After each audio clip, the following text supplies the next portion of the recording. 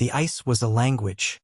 It spoke in needles through the thin soles of her canvas shoes, a dialect of pain that traveled up her shins and settled deep in her bones. Snowflakes, fat and silent, landed on her brown hair, melting into cold trickles down her neck. Her breath was a ghost in the frigid air, the only warm thing left. The scream had torn from her throat minutes ago, a raw, animal sound swallowed by the indifferent city night. It's too cold. A truth so absolute it felt like the only truth in the world. Now she was just kneeling, her body a tight knot of surrender against the curb. Her eviction notice, a flimsy piece of paper, was a sodden pulp in the pocket of her worn jeans. Everything she owned, reduced to a single, inadequate backpack beside her. The streetlights cast a sick yellow glow on the pristine white, making the world look bruised. Then, a disruption in the silence. Not a sound at first, but a change in the light. A slice of profound darkness moving through the storm. Headlights cut through the swirling snow, impossibly bright, before dimming. A long, black car, sleek as polished obsidian, had stopped. It didn't belong here, on this forgotten street of crumbling brick and broken dreams. It was like a panther that had wandered into a pigeon coop. She watched, numb, as a door opened. Not the driver's. The back. A figure emerged, a silhouette against the interior light, and the world seemed to hold its breath around him. He moved with a deliberate stillness that was more intimidating than any sudden motion. She couldn't see his face, only the precise, economical way he closed the door behind him. The sound a soft, expensive thud that cut the night in two. He was a period at the end of a sentence she hadn't known she was writing. She woke to the astonishing sensation of warmth. It was a deep, penetrating heat that seemed to be pulling the very marrow of her bones back to life. The world smelled of lavender and clean, sun-dried linen. For a moment, she thought she had died. Heaven apparently had a thread count. She blinked, her eyes gritty, and focused on a ceiling that was a vast, white landscape of its own, with intricate molding tracing the edges like frost on a windowpane. She was in a bed, a monstrously large one, buried under a duvet so light it felt like a cloud. Her tattered gray wool shirt and jeans were gone. In their place was a soft, dark blue pajama set made of a fabric that felt like water against her skin. Panic, cold and sharp, finally pierced the warm fog.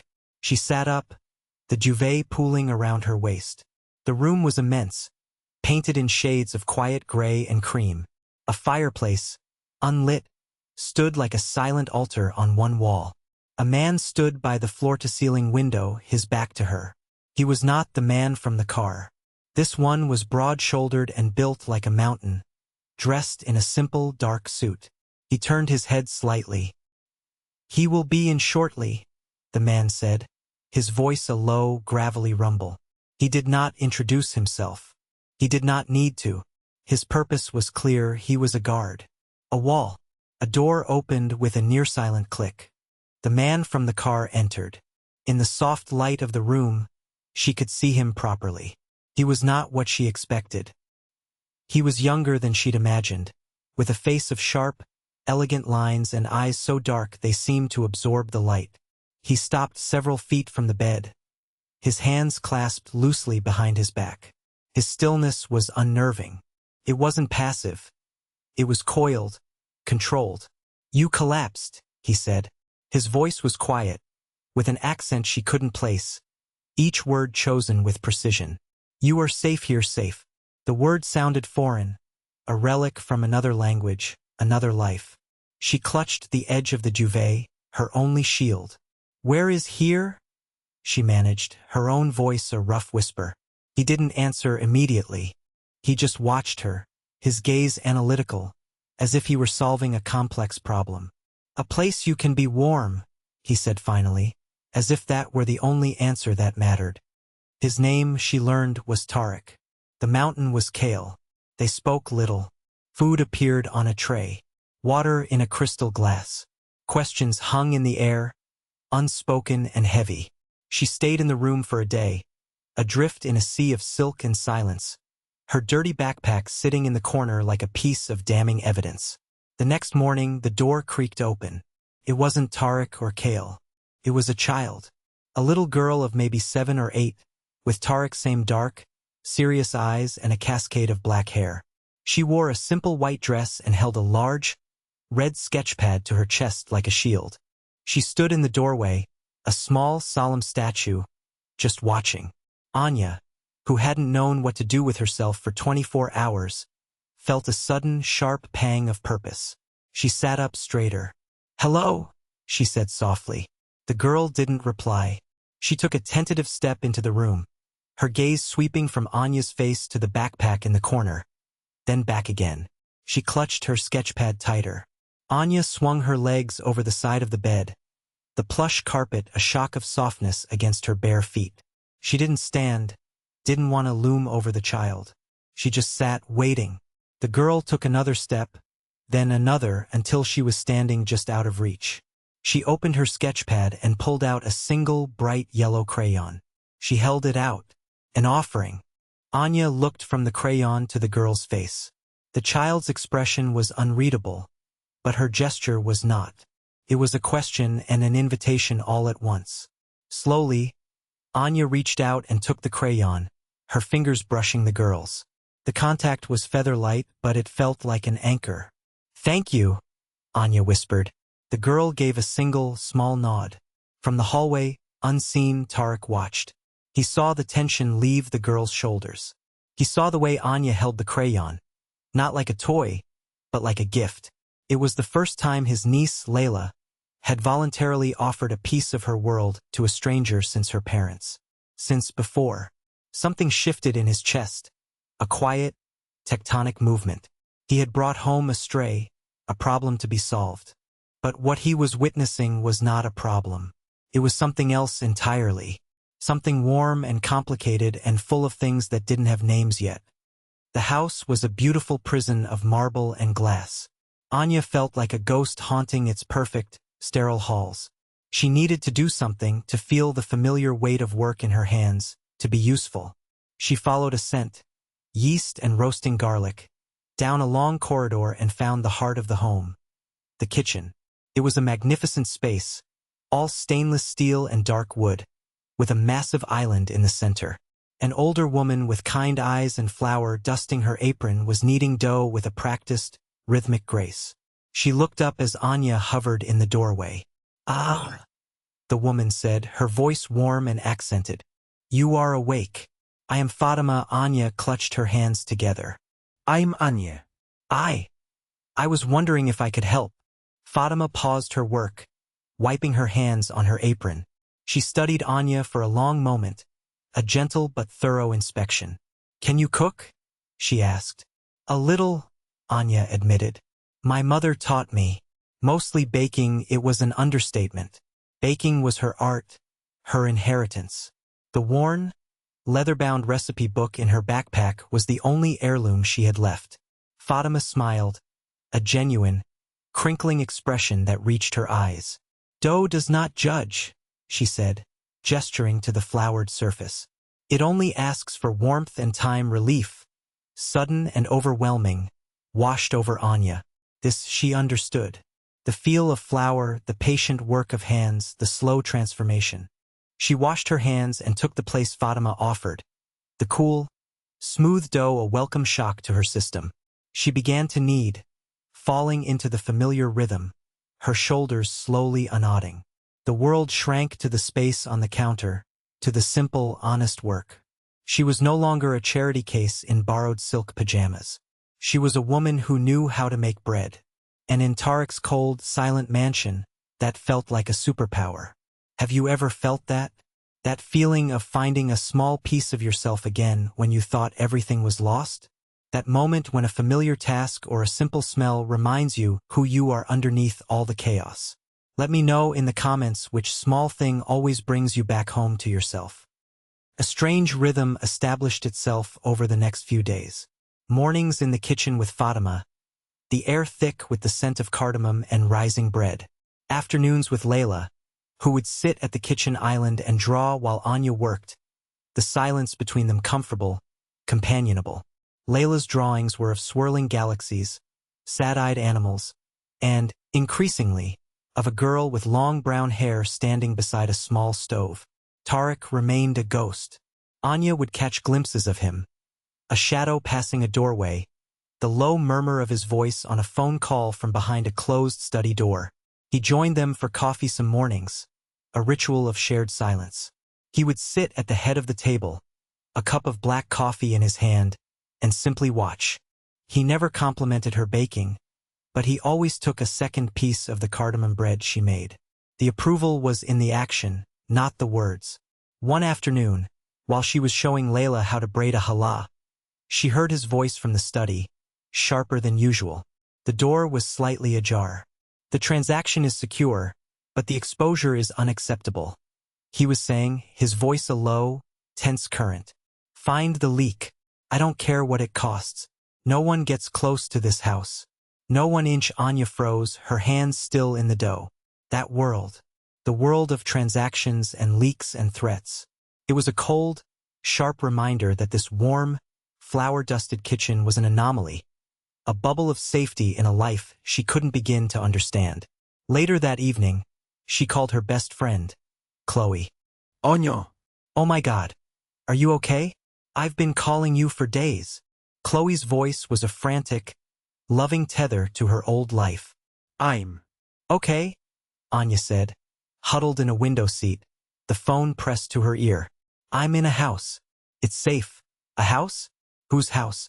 Anya, what is going on? Did you call the police about that scumbag landlord? It's complicated. She looked out the window at the manicured snow-covered lawn. A perfect, untouched expanse. It's very, very complicated. She couldn't explain the quiet man with the sad eyes, or the little girl who drew pictures of her, or the feeling of being safer than she'd ever been, and more terrified. It's in those quiet moments, isn't it, when the new reality really sinks in? When you realize the life you're living is a world away from the one you left behind. It's both a comfort and a terror. I think we've all had a moment that felt like stepping through a door into a completely different story. That night, sleep was a distant country she couldn't reach. The silence of the house was different after dark, heavier, filled with the weight of its owner's unquiet mind.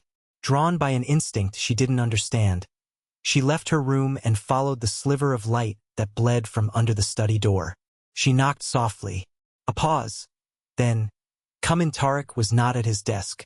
He stood before a massive window that overlooked the sleeping city, a single glass of something dark in his hand. He wasn't wearing the severe suit jackets of his days, just a simple black sweater that made him seem younger, less formidable. The desk was littered with architectural blueprints, not business ledgers. He didn't turn around, but spoke to her reflection in the glass. You cannot sleep either. It wasn't a question. The house is too quiet, she said, her voice small in the cavernous room. He finally turned, his eyes shadowed with exhaustion. The mask of perfect control was gone. In its place was a profound weariness. It wasn't always, he said, his gaze distant. Before, there was music, laughter. My brother and his wife, they filled this place with life. He took a small sip from his glass. Layla is their daughter. They were on a flight, a small plane. The weather, he trailed off, the words unnecessary. The grief was there, a living thing in the room with them. He looked at Anya, and for the first time his gaze wasn't analytical. It was just human. She hasn't spoken much since. Her drawings are her words. Anya's heart ached. For him, for Layla, for the silent, beautiful house full of ghosts. She gave me a crayon, Anya said softly. A yellow one, a flicker of something in his eyes. Not a smile. Something almost a smile. And almost. Yellow was her mother's favorite color, he said. And in that shared confidence, in that quiet nighttime confession, the space between them shrank from miles to inches. He was no longer just a billionaire, a savior, a mystery. He was a man holding the shattered pieces of his family together with nothing but will and silence. And she was the first person he had allowed to see the cracks. The next afternoon felt different, lighter. The confession in the study had changed the air in the house, charging it with a new, unspoken intimacy. Layla seemed to feel it too. She came into the kitchen and, instead of just her sketch pad, she brought a finished drawing. She held it up for Anya to see. It was a picture of three figures, crudely drawn but unmistakable. A tall man, a woman with long brown hair, and a small girl in between them. They were holding hands. Above them, a giant, brilliant sun, drawn with the yellow crayon. Anya felt her breath catch. It was a child's wish, a simple, devastatingly honest map of the heart. "It's beautiful, Layla," she whispered, her throat tight. Layla pointed a small finger at the drawing of Anya, then at herself, then at the tall figure of Tarek. Then she made a small motion with her hands, interlocking her fingers. Together. Later, as Anya was placing a bowl of spiced nuts on a high shelf in the pantry, her foot slipped on the small stepladder. The porcelain bowl, a delicate, hand-painted thing, tumbled from her grasp. She gasped, reaching for it, but a hand shot out from behind her, faster than thought. Tarek's hand. He caught the bowl an inch from the floor, his other hand landing firmly on her waist to steady her. The world stopped. His fingers were wrapped around hers, covering them completely, both of them cupping the fragile porcelain. The warmth of his skin was a shock, a sudden fire against the cool of the pantry. His other hand was a solid, grounding weight on her hip. She could feel the tense strength in his arm, could smell the faint, clean scent of his soap and something else, something uniquely him. She looked up, her face just inches from his. His dark eyes were fixed on hers, and for a heartbeat, the control was gone. There was surprise and something else, something raw and unguarded. And almost, the word hung in the air between them, an almost touch that became real, an almost fall, an almost, something else. He released her hand as if the bowl were suddenly hot, taking it from her and setting it carefully on a lower shelf. He stepped back, putting space between them again. "Be careful," he said, his voice a low murmur. But his eyes were still on her face, and the air was still vibrating with the thing that had almost happened. The fragile peace was shattered a week later by the arrival of a man named Ferris. He was announced by Kale, and Tarek's entire posture shifted at the name. A subtle tightening of the jaw, a stillness that was now clearly defensive. Ferris was handsome, impeccably dressed, with a smile that was all polished teeth and no warmth. He was a business associate, Tarek explained, his voice clipped and formal. Ferris's eyes landed on Anya, who was clearing away coffee cups, and his smile widened. "And who is this lovely addition to the household, Tarek?" he asked, his tone slick with false charm. "You always did have an eye for beauty." Tarek moved, a subtle, fluid motion that placed him slightly between Anya and the other man. "Anya is a guest," he said, his voice dropping to a temperature that could freeze water. The words were simple, but the message was a blade. "Do not touch. Do not look. Do not even think about it." Ferris's gaze flickered from Tarek's stony expression to Anya's face, a flicker of calculation in his eyes.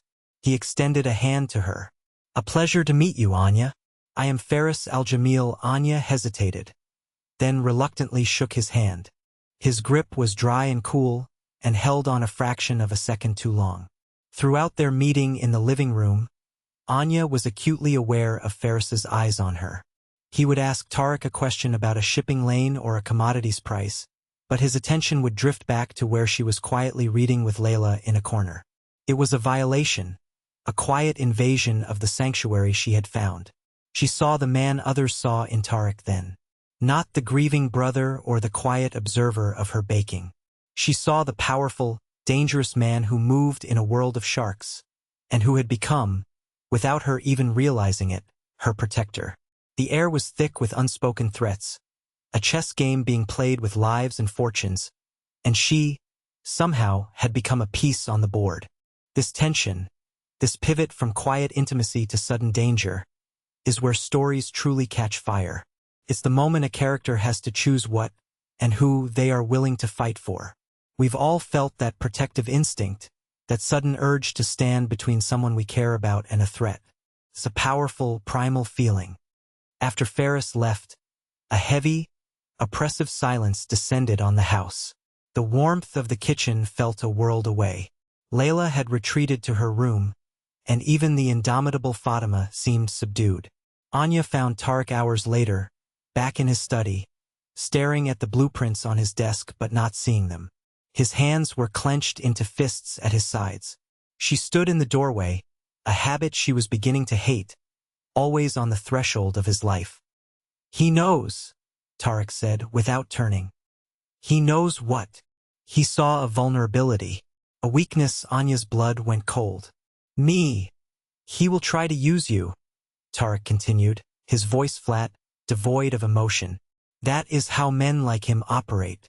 They find what you value, and they leverage it." He finally turned to face her, and his eyes were bleak. "That world.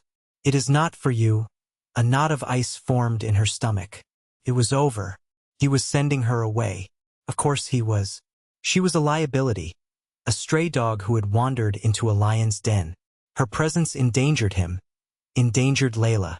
"I'll pack my bag," she said, her voice hollow, surprising herself with its steadiness. His brow furrowed. "Pack? Why?" "You said, this world isn't for me. I understand. I'll go." He crossed the room in 2 long strides, stopping just before her. The intensity in his gaze was staggering.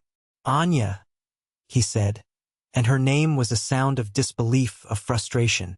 "I did not say you are not for this house. I said that world is not for you to face." He paused, his jaw working. Alone he reached out, his hand hovering for a second before his fingers gently touched her cheek. It was not like the accidental touch in the pantry. This was deliberate, a choice. "When Ferris looked at you," he said, his voice dropping to a rough whisper, "I understood something. This house was just a structure. Wood and stone and glass. You and Layla. You have made it a home. I will not let him touch my home." His thumb stroked her cheekbone, a slow, reverent gesture. And in that moment, all the unspoken things, the shared coffee, the second slice of bread, the nighttime confession, the drawing of a yellow sun, they all coalesced into a single, profound truth that needed no words. The next morning, the light felt different. It streamed through the kitchen windows, golden and full of promise, chasing the last of the shadows from the corners. Anya was up early, her hands deep in a bowl of sweet dough.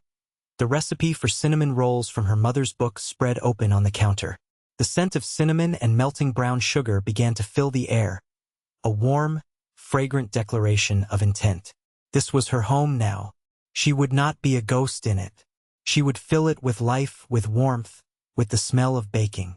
Layla came in, drawn by the aroma, and scrambled onto her usual stool. She didn't have her sketchpad. Instead, she watched Anya's hands, a small, curious smile playing on her lips. Anya tore off a small piece of dough and handed it to her. Layla began to mimic Anya's movements, her small fingers inexpertly rolling the dough into a clumsy ball. A few minutes later, Tariq appeared in the doorway, but this time he didn't stop there. He walked all the way into the kitchen, stopping beside Layla's stool. He looked at the mess of flour on the counter, at Layla's sticky fingers, at the golden brown rolls puffing up in the oven. He looked at Anya, her face smudged with flour, her hair tied back in a messy knot. She looked up at him and she wasn't afraid. She wasn't a charity case. She was where she belonged. He leaned down and picked a stray fleck of dough from Layla's hair, his movements gentle. Then he looked at the rising rolls, and a real smile, small but genuine, finally reached his eyes. "It smells," he started, then paused, searching for the right word.